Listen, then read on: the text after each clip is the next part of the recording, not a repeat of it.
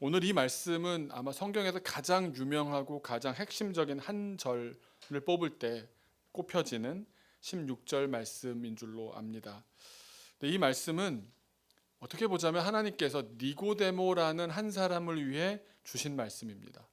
니고데모라는 사람은 두 가지 배경이 있는 사람인데, 하나는 바리새인이고 두 번째는 우리식으로 말하면 국회의원이었습니다. 그래서 성경에도 아주 박식한 사람이었고 더불어 세상의 법에도 박식한 사람이었습니다. 그런데 그런 사람에게 예수님께서는 그런 사람이 이해할 수 있는 언어로 복음을 증거하십니다.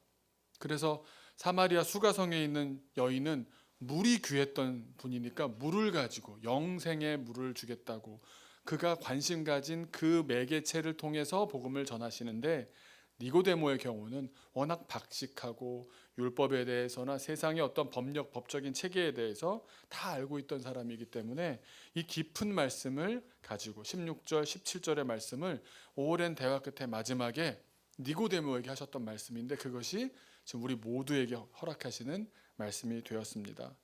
하나님께서는 이처럼 복음을 모든 사람을 위해서 증거하시지만 더불어 한 사람을 위해서 준비해서 이야기해 주십니다. 오늘 그런 주제로 이야기를 나누려고 합니다. 우리 크리스천들은 하나님의 나라를 기준으로 사는 사람들입니다. 그런데 하나님의 나라는 이 세상에서 지금 우리가 살고 있는 세상은 아닙니다. 장차 올 세상, 그래서 우리가 내세라고 합니다. 그러다 보니 우리 크리스천들은 참 이상한 사람입니다. 우리의 몸은 분명히 이 땅에 발을 딛고 살고 있는데 우리는 이 땅에 살면서도 이 땅에 속한 사람이 아니기 때문입니다. 이상하죠. 근데 그렇게 살다 보니까 장점이랄 수 있는 것 한 가지는 이 세상에서 대단하다는 것들이 별로 대단하게 안 느껴질 수도 있는 겁니다. 세상을 호령하는 대단한 사람들에게도 얼마든지 열심히 하시네요, 박수 쳐줄 수 있고 마음 다해서 이렇게 축하해 줄 수 있는 것은, 부러워하지 않으면서 정말 좋아해 줄 수 있는 것은 내가 그렇게 되지 못했다고 해서 엄청나게 안타깝다거나 하지 않기 때문입니다. 순교자들은 왜 또 기꺼이 죽음을 받아들이겠습니까? 이 세상이 줄 수 없는 것을 이미 맛보고 있기 때문입니다. 그런데 우리가 현실적으로는 이 세상 차원에서 머물다 보니까 이 땅에서 하루하루를 살아가면서 희로애락도 경험하고 봄, 여름, 가을, 겨울 세상살이에 대한 애환도 느끼고 또 여러 인간관계를 겪으면서 부침도 겪고 애증도 느껴가면서 그렇게 질박하게 살다 보면 사람들에게는 내가 좀 내 힘으로 살아봤다, 그래도 이만큼 내 힘으로 살아봤다 싶어서 인간사 별것 있나, 다 아는 것 같고 다 해본 것 같고 다 말해줄 수 있을 것 같다고 여깁니다. 그렇게 되다 보면 내 인생에서 보이지 않는 하나님의 힘과 영향력은 그다지 강하게 느껴지지 않고, 반대로 내가 내 몸을 부딪히며 살아왔던 이 세상은 외형적으로 위세를 자랑하는 큰 존재들이 좌지우지하는 세상으로 느껴지기도 합니다. 이 세상이라는 현실이 보이지 않는 하나님 나라를 가려버리거나 덮어버리는 형국입니다.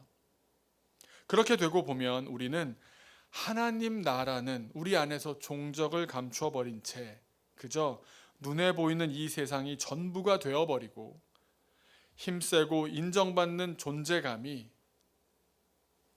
강한 세력의 입김에 쉽게 흔들리게 됩니다.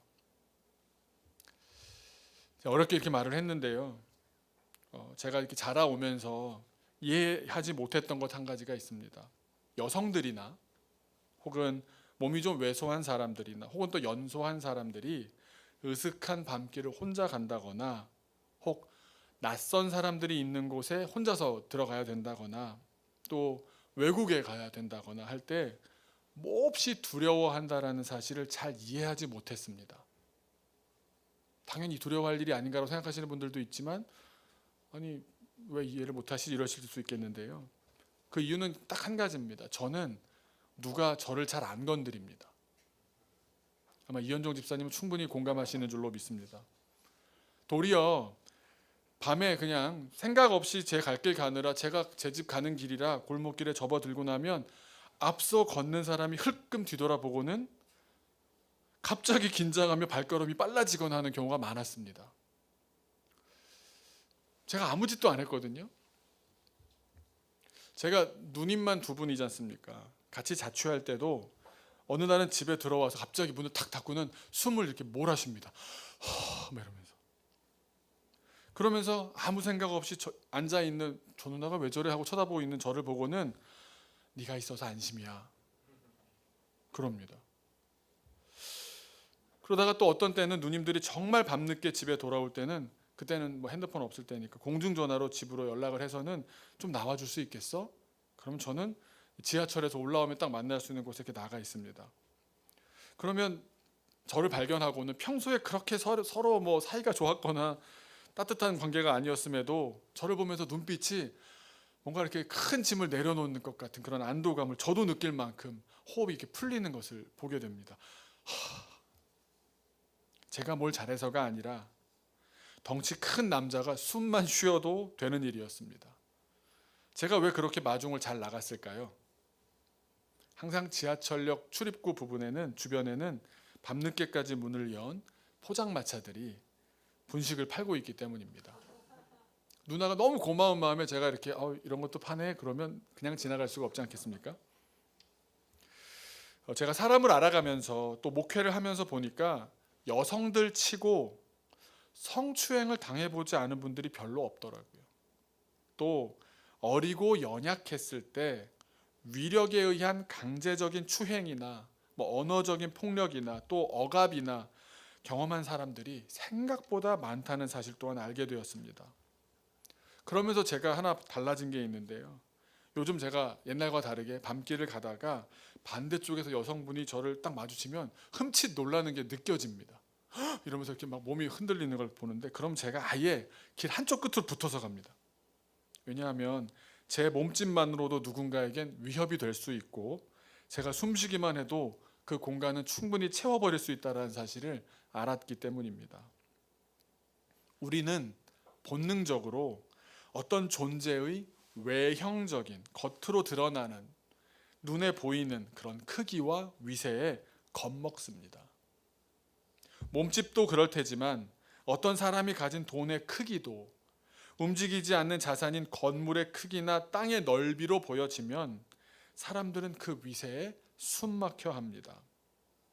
세상을 살다 보면 그렇게 대단하다는 여러 이름들이며 조직들이며 관계들이며 끈이며 우리를 압도하는 많은 큰 존재들을 만날 수밖에 없게 되고 그런 이들과 어울려 살다가 보면 한편으론 세상을 사는 지혜를 쌓아간다고 생각하며 처세술이 나아져 간다라고 생각할 수도 있겠지만 달리 보면 지극히 세상적인 사람이 되어가기도 합니다. 우리도 모르는 사이에 너무도 쉽게 하나님의 나라를 잊어가게 됩니다. 우리가 정말 정신을 똑바로 차려야 합니다. 사람을 보며 세상을 볼 땐 답이 없습니다. 만족함 없습니다. 세상에서는 크기가 제일 중요합니다. 더 커져야 하고 더 커지지 못하고 있으면 결국 내가 계속 더 커지지 못하면 어떻습니까? 결국 또 그 순간은 다른 누구보다는 작은 사람이지 않습니까? 언제나 작은 사람이지 않습니까? 그러니 계속 쫄아야 될, 두려워해야 될, 겁먹어야 될 상황은 끝나지 않습니다. 결단코 두려움에서 벗어날 수가 없습니다. 우리가 세상에서 너무 오랫동안 영향받게 되면 자꾸만 잊어버립니다. 그래서 우리는 말씀을 통해서 교회 생활을 통해서 교우들 간의 관계와 서로 이렇게 위로하는 시간들을 통해서 다시 서로 기억해내야 합니다. 우리가 왜 예수님을 믿는지, 우리가 왜 신앙을 선택했는지, 우리가 예수님을 믿는 목적이 무엇인지 다시금 재확인해야 합니다. 우리는 왜 예수님을 믿습니까? 부자 되려고 예수님을 믿습니까? 부자 되면 좋습니다. 그래서 부자가 되게 해달라고 기도도 하고 많은 노력도 하며 살아갑니다. 좋은 일입니다. 하지만 우리가 부자가 되기 위해서 예수님을 믿는 건 아니지 않습니까? 건강해지기 위해서 예수님을 믿습니까? 건강하면 참 좋습니다. 게다가 저도 이제 나이가 들어가면서 주변 분들을 보다 보니까 건강을 한번 잃어버려 봤던 사람들은 그 소중함을 너무도 잘 압니다. 그냥 주어지는 게 아니었구나라는 걸 알고는 건강하게 해달라고 기도도 하고 연구도 하고 여기저기 찾아보고 하면서 노력을 많이 하면서 살아갑니다. 하지만 우리가 건강하기 위해서 예수님을 믿는 건 아니지 않습니까? 영향력 있고 유명하고 인기 있고 사랑받는 사람 되려고 예수님을 믿습니까? 그런 셀럽이 되면 참 좋습니다. 그래서 유명해지게 해달라고, 인기인 되게 해달라고, 명예롭게 해달라고, 지위에 올라갈 수 있게 해달라고 기도도 하고 그렇게 되기 위한 노력도 참 많이 하지만 우리가 그런 사람 되기 위해서 예수님을 믿는 것은 아니지 않습니까? 부자가 된들, 건강해진들, 유명해진들 하나님 나라와는 큰 상관관계가 없습니다. 예수님을 잘 믿어야 합니다. 예수님을 잘 믿어야 하나님 나라에 갈 수 있고 하나님 나라의 삶을 살 수가 있습니다. 하나님 나라는 우리 아까 불렀던 찬양처럼 돈으로도 못 가요라는 가사가 참 잘 설명해 줍니다. 돈으로도 못 간다라는 말의 뜻이 뭡니까? 돈이라는 것은 하나님 나라로 들어가는데 필요한 조건이 아니다라는 사실입니다. 돈이 나쁘다라는 얘기도 아닙니다. 하지만 구원과는 상관이 없다는 겁니다. 돈이 있다고 해서 갈 수 있는 나라가 아닙니다. 하나님 나라는 믿음으로 가는 나라입니다. 저는 저희 아버지께서 성공한 목회자이십니다. 제가 신대원에 들어갔더니 아버지 동기 목사님이 총장님이셨습니다. 그리고 구약학 교수님, 조직신학 교수님 몇 분이 아버지 동기 목사님이셨습니다. 그래서 인사를 드리면서 얘기를 하게 되지 않습니까? 어느 목사님 아들입니다. 그러면 표정이 달라지고 이제 손이 올라가는 각도가 달라지는 겁니다. 그러냐고. 우리 그때 같이 네 아버지하고 이랬지 저랬지. 그리고 교수님 댁에 개인적으로 초대받기도 했습니다. 그렇다고 제가 성격상 드러내놓고 아버지 백을 자랑하거나 그러진 않았지만 동기들이 저를 대하는 태도는 그 당시에 이제 그 신학생들 사이에서 이런 표현이 있었습니다. 신대원을 들어와 봤던 신학생들 사이에 육두품 제도가 있더랍니다. 그 신라 시대 보시면 왕족은 성골, 그 밑에 귀족은 진골, 그다음에 열심히 일해야 되는 육두품, 오두품, 사두품 이렇게 있거든요. 그 밑은 이제 그냥 평범한. 그래서 이제 서로 얘기를 하는 거. 우리 아버지 안수 집사니까 나 오두품이야 이러고. 근데 저는 성골에 해당되는 사람이었습니다. 지금으로 이름 말하자면 인싸라고 할까요? 그렇게 저를 대했습니다. 근데 저를 직접 경험하지 않은 채로 저의 배경을 보고는 쟤는 성골이야 라고 생각을 했습니다. 다들 저라는 사람의 배경을 보고는 그러면서 저 사람은 앞날이 이렇게 될 것이고 저렇게 살 것이다 라고 예상하면서 바라봤던 것 같습니다. 그리고 그 표현을 조금 이렇게 한마디로 하자면 제 주변에 많은 분들, 학교의 주변 분들도 그렇지만 제가 아는 교수님들, 목사님들, 아버지를 잘 아시면서 저를 좋게 봐주시는 분들은 그때나 또 지금도 저에게 꼭 그렇게 인사합니다. 이 목사는 아버지도 크게 목회하셨는데 자네도 큰 목사 돼야지, 일명 큰 목사 되기를 바라십니다. 그런데 저는 그때 아멘 했습니다. 여러분, 저는 아버지한테 그렇게 배웠습니다. 어떤 목사님이든 심지어 부패한 목사님이라도 안수받은 하나님의 종이기 때문에 뭐라고 말씀하시면 일단 아멘으로 받으렵니다. 그래서 저는 그렇게 배웠기 때문에 아멘 했습니다. 근데 문제는 그분들의 큰 목사라는 해석과 저의 큰 목사라는 해석이 좀 달랐었나 봅니다. 그걸 나중에서야 깨달았습니다. 그분들의 큰 목사라는 건 규모, 아까 말씀드렸던 덩치, 몸집, 그가 갖다가 유통할 수 있는 어떤 규모를 얘기하겠지만 저는 좀 달랐습니다.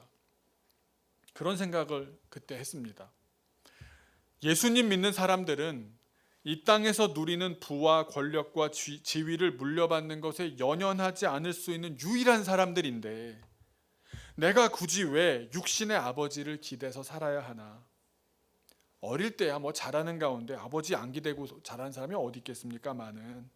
목사가 된다는 것은 하나님 종으로 살겠다는 건데, 하나님 믿고 멋지게 살고 또 멋지게 죽어야지. 어떤 목사님은 선교사라도 나가시고, 또 어떤 목사님은 빈민 선교도 하시고, 또 어떤 목사님은 순교까지 하시는데, 하나님 믿으면 세상 두려울 것이 없으니 나도 그렇게 살아야겠다, 큰 믿음을 가진 목사가 되어야겠다 생각했습니다. 그렇게 꿈은 꿨지만 여전히 아버지 도움을 많이 받고 있는 미천하지만, 제가 정녕 바라기는 제가 앞으로도 하나님을 더 잘, 더 깊이, 더 많이, 더 온전히 믿기를 바라는 마음입니다. 저 혼자 생각인지는 모르지만 그때나 지금이나 그 마음은 이어지고 있다라고 스스로는 생각합니다. 감사하게도 제가 그렇게 살겠다고 하고, 또 그렇게 어린이 사역을 하고 개척을 하고, 왜 쟤는 성골인데 저렇게 살지? 라는 이야기를 들을 때도 아버지께서 감사하게도 잘했다라고 격려해 주셨습니다. 아마 제가 지금까지 아버지의 모든 대화를 다 이렇게 총괄해서 이야기해 본다면 아마 그러다 말줄로 아셨던 기간이 너무 길어지셨던 것 같습니다. 끝까지 어렵게 목회해라, 이건 아니셨던 것 같은데 언젠간 커지리라, 이런 믿음을 지금도 갖고 계시는 것 같은데, 저는 여전히 내 믿음을 키우겠습니다, 이렇게 이상한 대답을 하고 있습니다. 이 땅에서의 부와 지위와 권력이 우리 믿는 이들의 기준이 아니기 때문에, 우리의 기준은 하나님 나라이기 때문에 예수 잘 믿는 것 외에 다른 것을 탐할 이유가 없었습니다. 예수님만 잘 믿으면 걱정 없지 않습니까? 두려움 없지 않습니까? 아닙니까? 저는 정말 그랬습니다. 그리고 그런 줄 믿고 실제로 그리 알고 지금껏 살아왔습니다. 그래서 제가 약간 남들이 안 하는 일도 많이 하고, 좀 비현실적인지도 모르고 또 이상적인지도 모르겠습니다. 제가 다소 교만하게 예수님을 잘 믿으려고 하는 마음이 크게 변치 않고 있다라고 생각하는 이유가 한 가지 있습니다. 오늘은 사실은 그 이야기를 나누는 자리일 것 같은데요. 저는 하나님께서 저를 특별히 사랑하신다고 믿습니다. 하나님께서는 저에게도, 저라는 개인에게도 하나님의 나라를 선물로 주시기 위해서 아들을 보내셔서 그 예수님으로 내 죄를 대신해서 십자가를 지게 하셨습니다. 저는 믿습니다. 그런데 거기서 끝난 게 아니라 그 이후에도 성령님을 통해서 지금까지도 세심하게 저를 인도하시면서 끝까지 제가 그 하나님 나라의 주인공이 될 수 있도록, 그 길에서 벗어나지 않을 수 있도록 정말 배려와 친절과 인격적인 인도하심으로 한결같이 대해 주셨습니다. 목사라고는 하지만 이런 인도하심 없이는 아무것도 아닌 사람입니다. 왜냐하면 제 스스로 잘 알건대 제 성격상, 제 배경상, 제가 지금까지 해왔던 어떤 사람을 대하는 그 수준상 저는 쉽게 우쭐해지고 쉽게 교만해지는 사람입니다. 그런데 하나님께서 저를 특별히 사랑하시는 그 놀라운 방법이 뭐냐? 저를 너무도 분명하게 어린이 사역으로 부르신 겁니다. 이 부르심을 부인할 수 없게 너무도 확실하게 보여주셨습니다. 근데 제가 이 얘기를 하고요, 또 이거를 제가 부인할 수 없는 이유 중에 한 가지가, 이 강의를 전국을 다니면서 몇십 회를 한 것 같아요. 이렇게 저는 어린 사역에 부르심 받았습니다. 그랬더니 제 입으로 말한 적이 없는데 많은 친구 목사들, 막 위아래 아는 목사님들 다 평생 어린 사역 한다고 하나님한테 헌신했잖아, 그런 말 한 적이 없거든요. 부르신 게 맞다라고 얘기했지 일생을 그리 살겠다라고 말한 적이 없거든요. 근데 다 그런 줄 알고 있어요. 또 그 강의를 들으신 분들은 뭐 그분들이 그렇게 들었다고 해서 제가 그 길 갈 것은 아니지만, 하나님께서 저를 부르신 그 부르심은 너무도 분명하셨습니다. 그런데 어린이 사역으로 하나님 부르셨습니다, 이 이야기를 하면 저를 바라보면서 큰 목사 프레임을 걸고 기대로 가득 찬 눈으로 바라보시는 분들에겐 이게 여간 답답한 일이 아닐 수 없습니다. 자네는 앞으로 목회 비전이 뭔가? 어린이 사역입니다. 저는 지금도 제 스스로도 제가 이런 말을 하면 할수록 정치적으로는 저에게 매우 불리하다는 것을 직감합니다. 마음껏 웃으시지도 못하시지 않습니까 지금, 그죠? 아니 앞으로 훌륭하고 위대하고 큰 목사가 돼야 할 양반이 어린이 사역을 하나님의 부르심이라고 하니 높은 자리로 올라갈 가망이 없지 않습니까? 게다가 교인들도 내 자녀가 어린이를 벗어나서 이제 중학생, 고등학생 되면 이제 남아있을 이유가 없겠다고 생각하지 않겠습니까? 근데 그런 걸 신경 쓸 수가 없는 것은 저를 부르신 그 부르심이 너무 분명했다는 사실입니다. 그걸 또 분명하다는 것의 근거가 뭐겠습니까? 분명함은 어디서 나오겠습니까? 하나님이 부르셨다는 걸 느꼈는데 어떡합니까? 그거보다 더 큰 다른 부르심으로 인도하지 않는 이상 그 길을 떠날 이유가 없는 겁니다. 어린이 사역자로 부르신 것이 제 목표의 첫 단추로 하나님께서 채우셨는데 어찌 회피할 수가 있겠습니까? 그 부르신 주님 잘 믿고 싶습니다. 그 예수님 잘 믿고 싶습니다. 잘 믿고자 하면 어떻게 되겠습니까? 예수님처럼 닮아가는 것 아니겠습니까? 잘 믿어서 예수님 닮아가면 어떻게 되겠습니까? 낮아지고 겸손해지고 죽기까지 충성해야 되는 것 아니겠습니까? 그런데 그냥 되겠습니까? 사람이라는 게 커지고 싶고 이 세상 살면서 계속 더 내가 좀 확장되고 많이 보여지고 인정받고 유명해지고 돈 많아지고 그런 본능이 있는데 그냥 그게 되겠습니까? 믿음 좋으니까 알아서 스스로 단속하겠습니까? 테더링이라는 말 들어보셨습니까? 핸드폰 용어로 많이 쓰는 tether라는 말이 무슨 뜻인지 아십니까? 원래 누가 핸드폰을 이렇게 핫스팟이라고 많이 딱 키면 그 주변에 있는 몇몇 사람들이 와이파이를 쓸 수 있게 해주잖아요. 그 tether라는 말이 무슨 말이냐면 말뚝 박는다는 뜻입니다. 그러니까 어떤 의미냐면 우리 아까도 제가 딱 봤는데 박전 도사님이 짜장이랑 우동이를 데려왔습니다. 그럼 얘들을 많이 맘대로 다니지 못하게 하려면 어떻게 해야 됩니까? 목에 이어진 줄을 끝을 손으로 잡고 다니는 줄을 테이블에다 이렇게 껴버립니다. 그럼 얘네들은 이 줄만큼의 반경밖에 못 다니겠죠. 이게 말뚝 박는 겁니다. 하나님께서는 저에게 어린이 사역이라는 말뚝을 박아두신 것 같습니다. 근데 그런 것을 이제서야 느끼는 겁니다. 주님께서 그렇게 하신 일은 저를 구속하시려고 그러신 것이 아닙니다.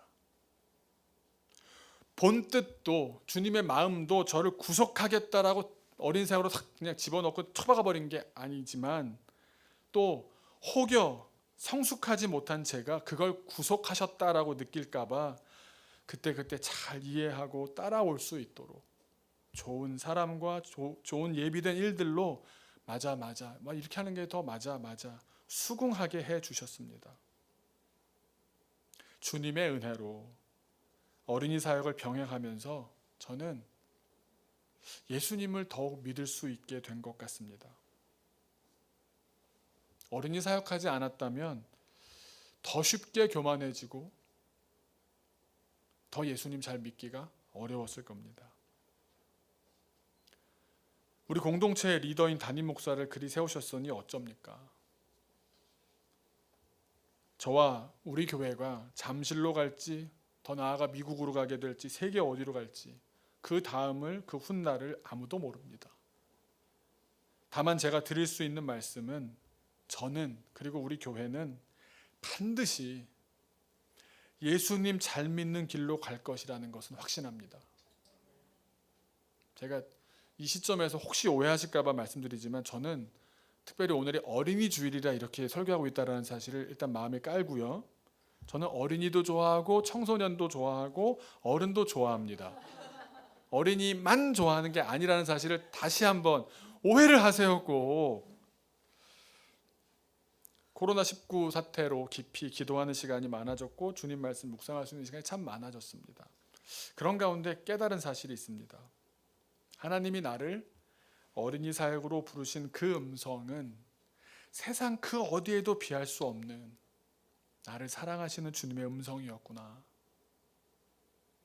저는 어린이 사역을 하면서 그동안 일명 높은 곳을 꿈꾸지 않았습니다.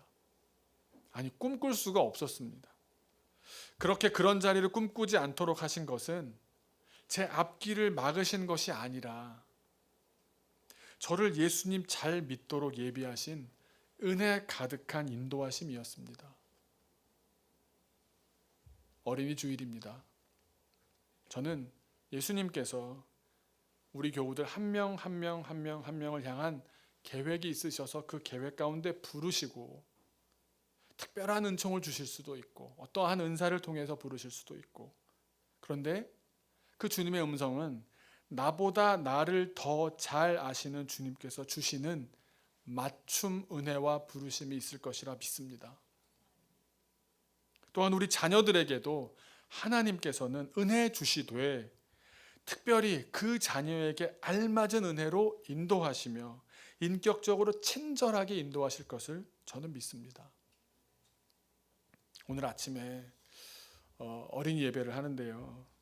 11시 예배 때 이제 할 때 저는 여기서 설교 마무리 문장 정리를 이렇게 하면서 이제 댓글을 이렇게 쓰거든요. 누구 왔구나 이렇게 인사도 해주고. 그런데 참 재밌는 게 이렇게 하다 보니까 캐나다에서 아이들 셋이 들어와요. 거기 이제 토요일 밤일 거예요 아마. 근데 안 자고 기다리고 있다가 이 예배 시간 함께 들어와서 그러면 참 얘네들이 언제부터 이렇게 그랬을까 싶은데 막 소민이랑 수아가 예빈이 보고 싶어 막 이래요. 보면 또 싸울 걸. 그런 거잖아요. 애들은 또 만나면 또 싸우다가도 또 정들고 또 헤어지면 또 보고 싶고 막 이러는데, 그러면서 이제 지난 시간 예배한 것을 이렇게 돌아보는 시간을 가졌습니다. 우리가 사형리 이야기 중에 첫 번째 이야기를 지난주에 했어서 그걸 이제 돌아보는 시간에 제가 뭐라고 했냐면, 하나님은 큰 계획이 있으셨구나. 하나님은 예비하신 계획이 있으셨구나. 이 이야기를 나눴거든요. 근데 지난주 이야기인데 지금 오늘 그 이야기를 다시 복습하는 순간에 그 세 아이가 질문을 올렸어요. 코로나도 하나님의 계획하심인가요? 제가 심장을 빵 맞은 것 같았어요.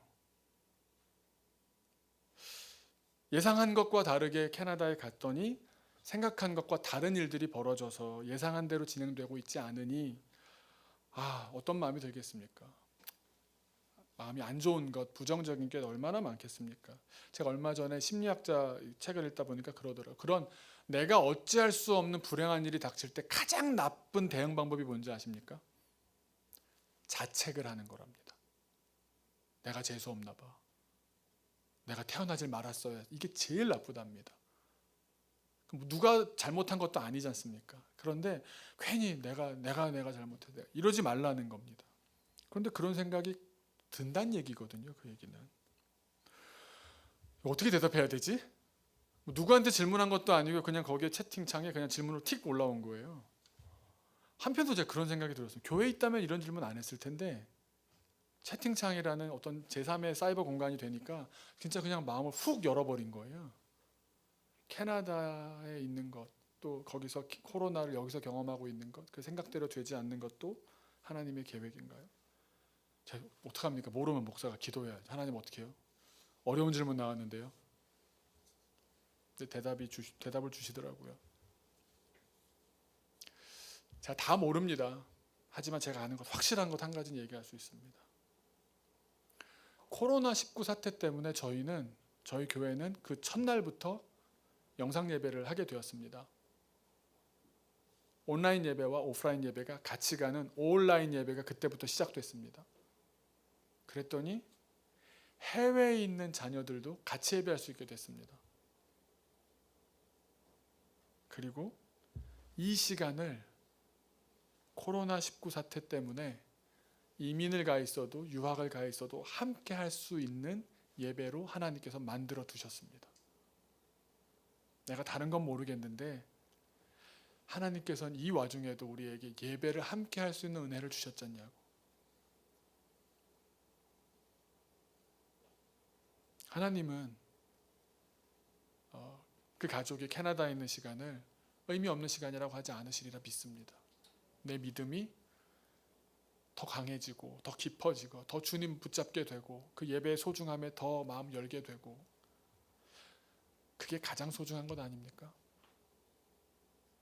그걸 위해서 우리 목숨도 걸 수 있는 일인데 그것을 얻게 된다면 가장 소중한 일 아닙니까? 여러분, 저는 코로나가 하나님의 계획입니까? 뭐 100% 그렇다, 몇 퍼센트 그렇다 모릅니다. 하지만 이 와중에도 하나님께서는 한 사람 한 사람을 향한 자기의 자녀를 향한 주님의 사랑의 열정은 끝이 없습니다. 저는 이 기간들을 통해서 왜 내가 어린이 사역자로 이 시간에 그냥 당연하게 어린이 사역자였고 어린이를 가까이 했고 어린이 예배를 늘 고민하고 예배를 안 드리는 어린이가 있는 것을 제일 마음 아파하고 있다는 그 존재로 살고 있었는데, 상황이 벌어지니까 저는 제 식으로 그냥 반응을 했고 저희 부교역자들도 같은 마음으로 함께 대응을 한 거거든요. 근데 그런 교회가 한 개도 없더라고요. 한 군데도 없다니까요, 여러분. 제가 비교해서 우리가 잘났다는 얘기를 하려고 하는 게 아니고요. 그만큼 주님께서 예비하십니다. 그냥 주님 잘 믿으려고 할 때 우리가 그냥 잘 믿으려고 하는 그 믿음 갖고 살다 보면 대안이 될 수 있다는 겁니다.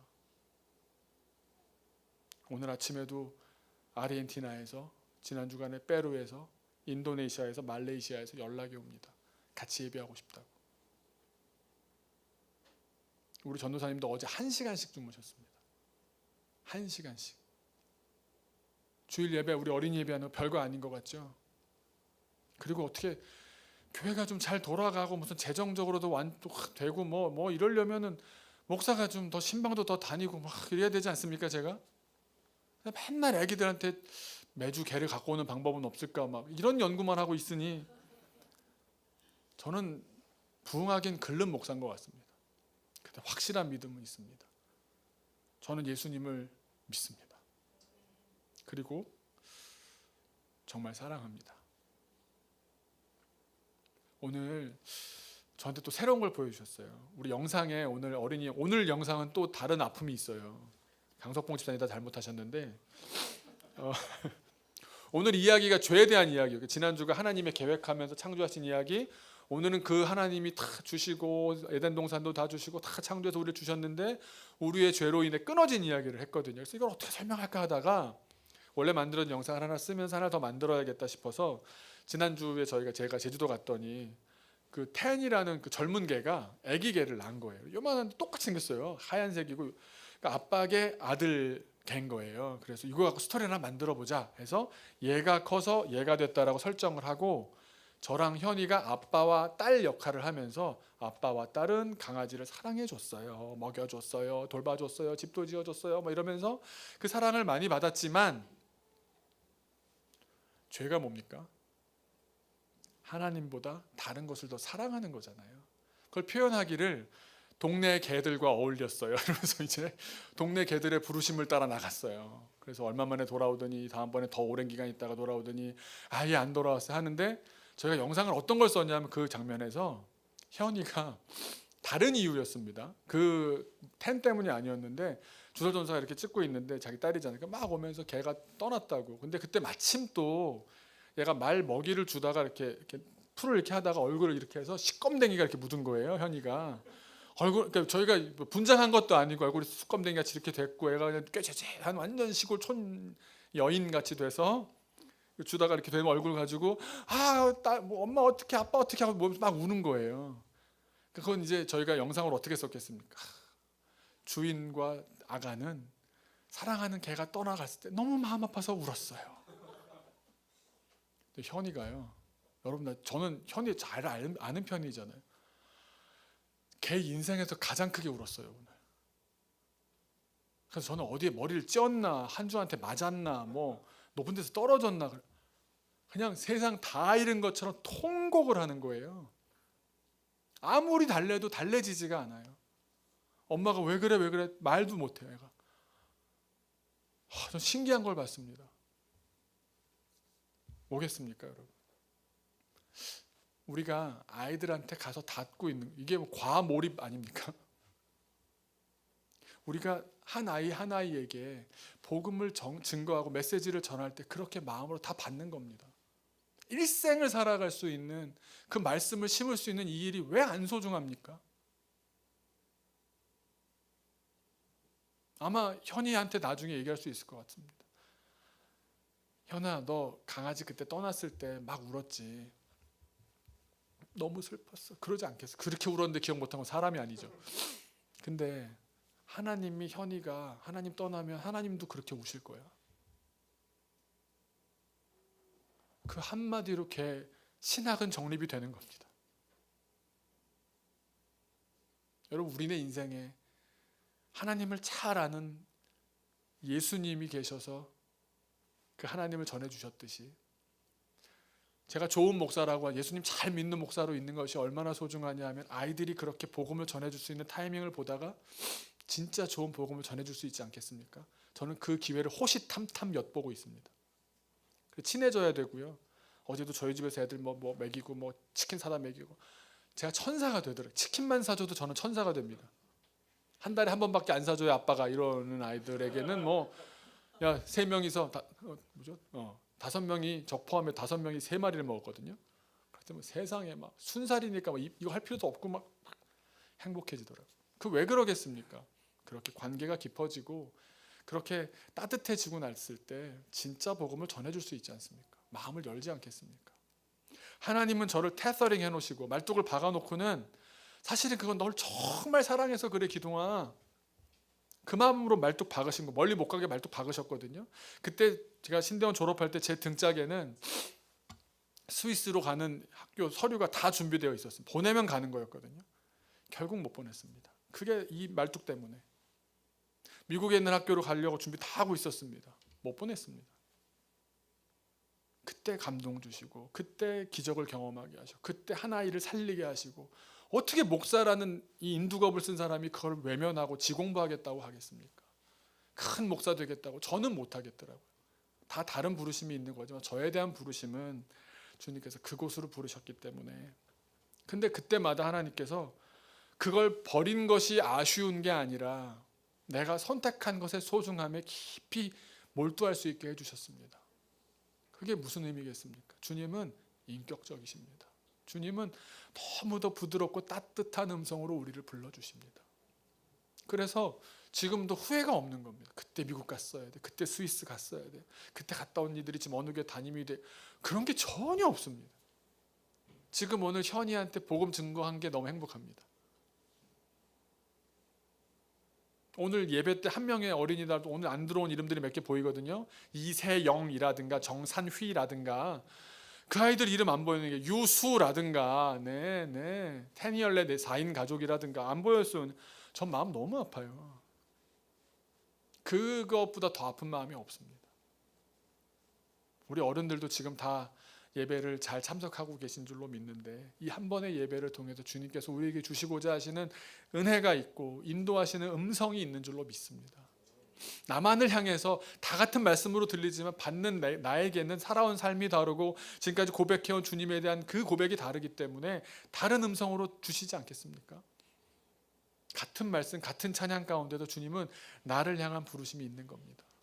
그러니 우리가 다시 주님 앞으로 나와서 함께 예배하고 복음을 증거하고 주님의 말씀으로 다시 세워가고 인도하며 결국 하나님 나라를 기준으로 살아가는 저와 여러분 다 되시기를 주님의 이름으로 축원합니다. 기도하겠습니다. 아버지 하나님,